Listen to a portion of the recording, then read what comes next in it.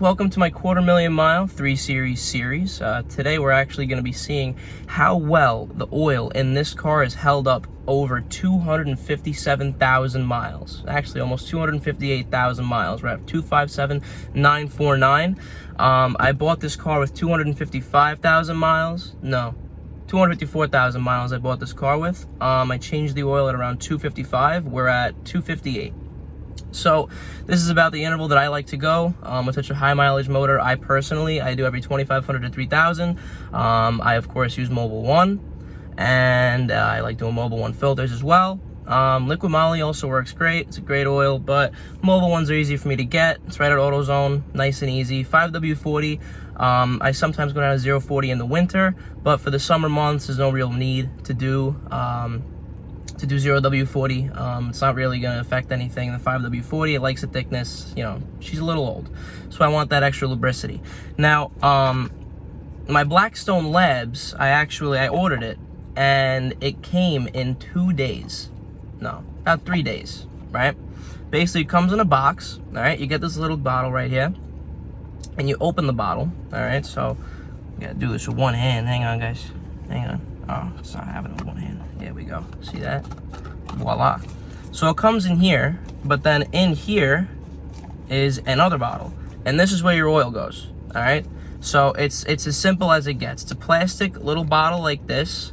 You put your oil in there, you drain it in, and then you close this up. You put it in the bigger bottle, which actually has some insulation in there. They don't want this going nowhere in case you don't tighten it enough. All right, so you tighten both bottles, and then they send you a return label with it. Now, the way the Blackstone Labs works is you basically order it for free, no charge at all, and then when you return it, you have options. All right, so on the back of this, you have an option. All right, so would you like a TBN? It's an extra $10. All right. So it basically just tells you how much life your oil has left after the amount of miles that you've put on it. It just tells you how much additive is left. So they want to know all your information on here.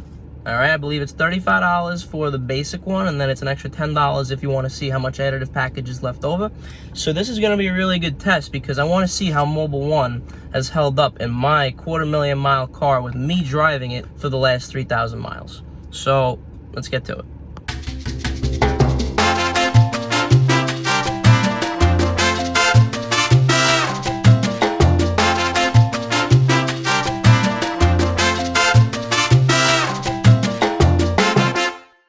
So as I said before, we have Mobil 1, all right, Mobil 1 filter, and that's fine. Mobil 1 filter, that's back there now. This is 10 quarts of 5W40, but my car only takes 7. But since I'm a cheap bastard, I bought 10 because it's cheaper in some way, shape, or form. My car doesn't have functioning hood struts, so that's why this vice grip is here, holding my hood nicely. As you can see, it's not going nowhere. If you didn't know about that trick, you know now. But I'm just going to take some time to go over, what this engine really is, all right? This is an N52 B30. This is the high output that was only produced in the US in 2006 with the BMW 330i. All right, this is paired to a 6-speed manual transmission. It is rear-wheel drive, and I think that, me personally, I think is one of the best BMW combinations that you could get. But without further ado, I think it is time to get on with it.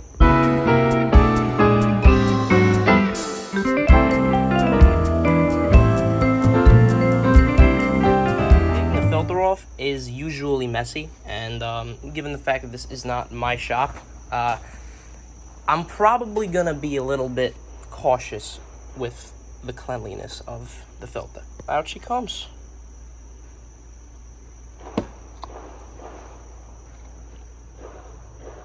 That ain't looking too bad.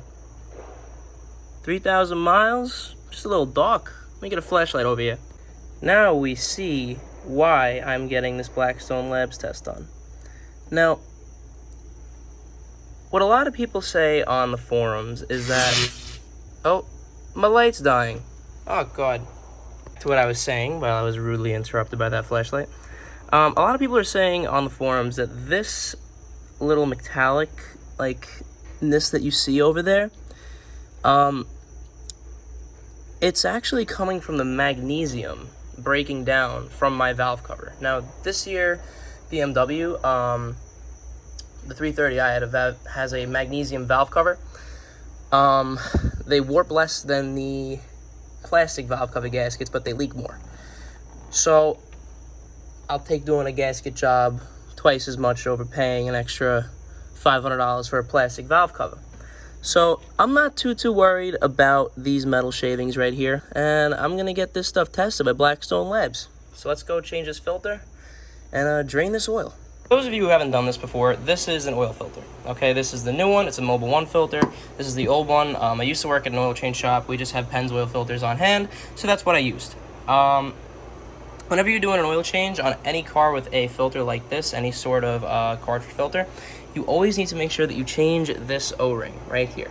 See, I'm touching it with my finger? That O-ring right there needs to be changed, okay? Whenever you buy a filter, it's going to come with it. You're going to get a crush washer, at least for BMWs. Always get a crush washer and this little O-ring up here, all right? Hello, it's me from the future. That little green guy, it's a check valve. It keeps the oil in the filter when you turn your car off in order to prevent dry starts and prevent excessive wear and damage. Back to the video. You want to make sure you change your O-rings. You don't want any leaks. I made the mistake of not changing that O-ring once, and I had oil everywhere. All right? Don't do it. It's not worth it. Okay? So I'm going to swap over these filters real quick and show you what it looks like. So, out with the old, in with the new. As you can see, the top O-ring is black, and now this one is nice and new. Make sure it's always fully, beautifully seated in that little hole for it. Just rub your finger on the filter around it and just give it a little bit of a lubrication, just like that. And you're all ready to go. Just drop your filter in. Drop your filter in, just like that. And voila, filter's done. Put it back in the car. So as you can see, the previous owner actually installed a valve on my car for the oil drain, which I initially didn't really take too kindly to until I had to do this. Okay, this valve makes it so easy to just go in here and slow it down. I can't really do it one-handed. However, you can kind of modulate how much oil you want to come out, and it doesn't really come out that fast. So if something happens, you got to stop it from draining. You just push it right back and it stops. The Blackstone Labs kit is successfully filled, okay, basically to the brim. Came out really good. The oil actually isn't looking too bad this time around. The first time I changed it, I think it looked a little bit worse. Probably on a higher interval. It's probably on, its last leg, 7,000 miles on an oil change. I wasn't really sure of the last oil change that it had, but when it came out, it wasn't pretty. But this don't look too bad. So I'm going to keep you guys posted with the results. It's probably going to come back in a week or so, and I'm going to resume this as soon as I get those. But yeah, really all I got to do now is fill up the oil in the car, screw the filter back on, close up that little valve on the bottom there, and wrap it up. For those of you wondering what the oil filter looked like prior to coming out of the car, you can see that it's really not bad. There's no metal shavings. All those little like shiny bits that you see is actually the paper from the filter. It's kind of like squiggly, but that is not metal. That's just the, I kind of tore it open. But yeah, this looks pretty fantastic. So I'm very happy with this, and I'm going to post a part 2 as soon as the results come back. Thank you guys so much for watching this video. As soon as I get the results back from Blackstone Labs, I will tell you exactly what is right and what is wrong with the car. Maybe I can start adjusting my oil change interval if it still had a ton of additive package left. It says that it's rated for 10,000 miles, but I want to see if that's true or not. But yeah, I'll see you guys in the next video. Thanks so much for watching.